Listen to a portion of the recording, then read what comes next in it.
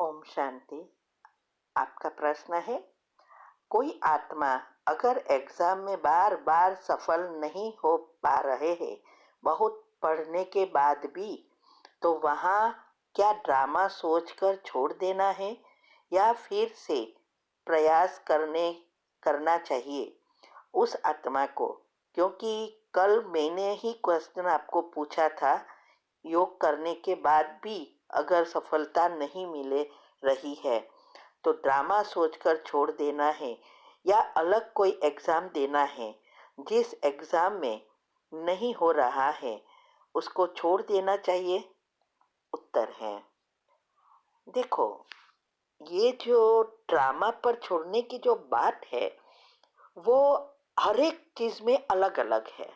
वैसे तो हमें सफलता प्राप्त करने के लिए इस एनर्जी फ्लो करने जरूरी है और मिलती ही है, लॉ ऑफ अट्रैक्शन।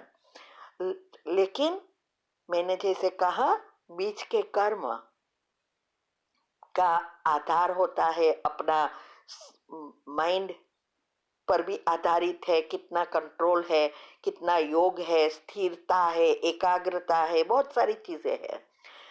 तो ये कहाँ, जैसे देखो, किसी के साथ हमारे शादी होने वाली है या हम किसी के साथ शादी करना चाहते हैं, तो हम तब तक योग कर सकते जब तक उसकी दूसरी शादी या कुछ हुआ नहीं है।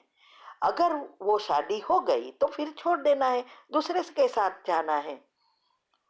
कोई नौकरी है तो पहले हम जनरल रूप से नौकरी के लिए ट्राई करेंगे, इसमें से फिर कहाँ से इंटरव्यू आएगा। अभी इंटरव्यू आए तो उस कंपनी में जब तक वो पोस्ट है तब तक हमें योग का प्रयोग करते रहना है।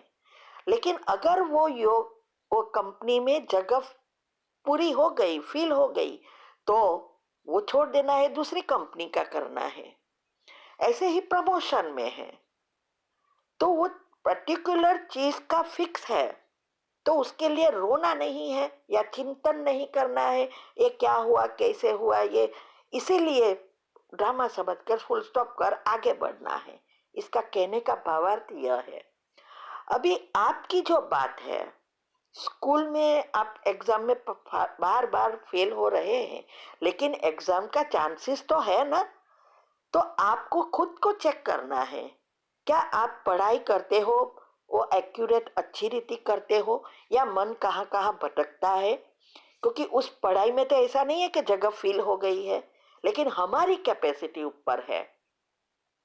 इसीलिए हमें खुद को पहले चेक करना है कि कौन सी कमी के कारण ये हो रहा है। अगर वो कमी को फिल नहीं कर सकते तो फिर हमारा चॉइस है कि दूसरी कोई लाइन ले ले। तो हमारे ये खुद को सोचना है कि अभी क्या करना है, क्योंकि आजकल हर एक को प्रॉब्लम होता है एकाग्रता और याद शक्ति में, क्योंकि बायोलॉजिकल क्लॉक ही अपसेट हो गया है, सब चीज अलग हो गई है, ना बच्चों को याद रहता है ना बड़ों को याद रहता है। इसीलिए ये कमी क्यों? मीडिया आजकल, टीवी, व्हाट्सएप, मोबाइल पर, यूट्यूब पर सारा दिन हम जो भी सोचेंगे वही, उससे ही तो हमारी बायोलॉजिकल क्लॉक ऐसा ही सेट होगा। सबकॉन्शियस माइंड वही तो रील दिखाएगा। जैसे यूट्यूब पर अगर आप कोई वीडियो देखो, कोई भी, तो उस यूट्यूब पर वही वीडियो आती रहेगी उसके रिलेटेड। आप माइंड की देखेंगे तो माइंड की ही आएगी, आप ओम शांति की देखेंगे तो सारी ओम शांति की आएगी, आप किसी गेम की देखेंगे तो गेम की अलग अलग आना शुरू हो जाएगी, है ना। तो इसीलिए ये जो भी हम देखते हैं, करते हैं, सुनते हैं, वही आता रहता है। ऐसे ही हमारे मन के संकल्पों पर है। अगर हम फेल हुए हैं या हम सारा दिन टीवी देखते रहते हैं या बाहर की चीजें देखते रहते हैं, तो हमारे अंदर वही संकल्प बार बार आते रहेंगे। तो जो काम क्या चीज है वो अंदर जाएगी ही नहीं। जब तक आपकी एकाग्रता नहीं है, वो ही चीज आप सारा दिन देखना शुरू करेंगे। इसीलिए विधि विधि से ही सिद्धि प्राप्त होती है। तो पहला हमारा पुरुषार्थ इसमें ही है कि हमारे मन पर पूरा कंट्रोल हो और पॉजिटिविटी नेचुरल हो, तब हमें बहुत इजी होता है। तो इसीलिए कहाँ ड्रामा पर छोड़ना है और कहाँ आगे बढ़ना है, और जहाँ आगे बढ़ना है पूरा विश्वास, धैर्यता और विधि के साथ बढ़ सकेंगे। तो आप खुद चेक करो, ठीक है। ओम शांति। ओम शांति। आपका प्रश्न है, ये ज्योतिषी विद्वान पंडित बताते हैं काल सब पितृदोष, साढ़े साथी, शनि वगैरह, तो दोष जिसको होता है उसकी पूजा करवाओ। तो क्या पूजा पाठ करवाने से समस्याओं का समाधान होता है या अंधविश्वास से मुक्ति दिलाए? उत्तर है, देखो मैंने बहुत सारे टॉपिक रखे हैं। आप सारे टॉपिक स्पेशल टॉपिक में जाएंगे प्लेलिस्ट में तो सारे राज मिलेंगे। इसमें कुल देवी का श्राप क्या है, काल सर्प दोष क्या है, पितृ दोष है, क्यों लगता है, क्यों नहीं लगता, सब मैंने समझाया है। इवन आध्यात्मिक रहस्य में भी जाएंगे तो बहुत सारी चीजें मिलेगी, जनरल टॉपिक में भी मिलेगा। तो उसमें मैंने क्लियर बताया है कि ये ज्योतिषी, वास्तुशास्त्र, विद्वान वगैरह क्या है, पूजा क्या है। और आज की सिचुएशन में कोई चीज का फायदा है ही नहीं, पैसा बनाने का एक धंधा हो गया है। देखो कर्म हमने किए हैं तो हमें ही समाप्त करना पड़ेगा। जब तक मन शुद्ध पवित्र नहीं होता तब तक कोई भी हिसाब किताब चुकतू कर नहीं सकते पूजा पाठ से। और आजकल तो किसी का भी मन कहाँ बैठता है। हम भगवान के बच्चे को भी कितनी पुरुषार्थ करना पड़ता है। तो ये चीजों से कोई शाप दोष वगैरह जाता नहीं है। वो हर चीज हमारे ही पाप कर्म है। और साढ़े साथी, पितृ दोष या देवी दोष कड़े ते कड़े हमारे ही कर्म है। तो इसकी भी विधि अनुसार नहीं करते तो नहीं जाते। हमारे पास तो बहुत सारे अनुभव है, हमारे घर के खुद के ही कईयों लोगों का, हमारे रिलेटिव्स का भी अनुभव है। पैसा जाता है, कुछ नहीं होता है।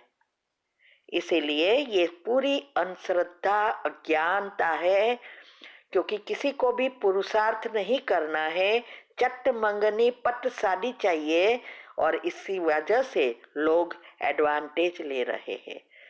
तो ये सब करने की कोई जरूरत नहीं होती है और कोई फायदा नहीं है, ठीक है। ओम शांति। आपका प्रश्न है, क्या बेकिंग सोडा का फैट लॉस में भी रिजल्ट देखा है क्या? किडनी स्टोन और कैसे और कितने दिन उपयोग करें? फैटी लीवर डायबिटीज में भी कारगर है क्या? क्या ऑटो इम्यून डिसीज में भी रेकमेंड किया जा सकता है?